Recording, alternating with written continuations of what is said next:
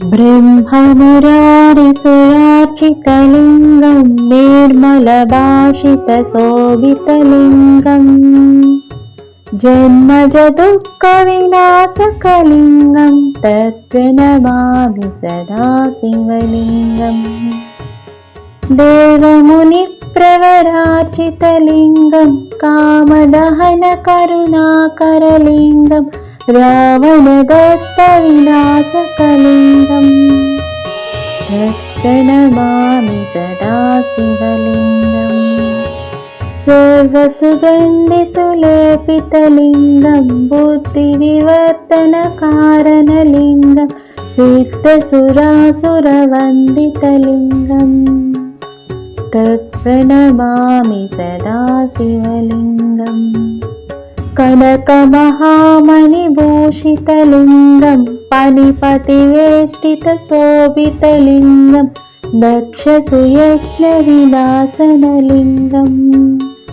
तत्प्रणमामि सदा शिवलिङ्गम्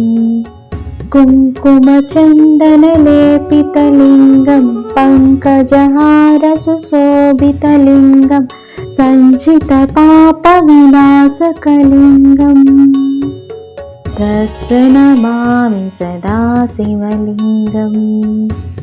देवगणार्चितसेवितलिङ्गं भावैर्भक्तिभिरेव च लिङ्गं दिनकरकोटिप्रभाकरलिङ्गम् तत्प्रणमामि सदा शिवलिङ्गम्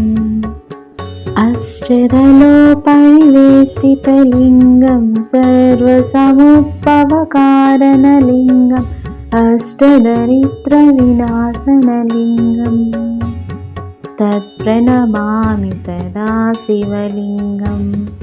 सुरगुरुसुरवरपूजितलिङ्गं सुरवनपुष्पसदार्चितलिङ्गं परमपदं परमात्मकलिङ्गम् तत्प्रणमामि सदा शिवलिङ्गम् लिङ्गाष्टकमिदं पुण्यं यः पठेत् शिवसन्निधौ शिवलोकमावाप्नोति शिवेन सह मोदते।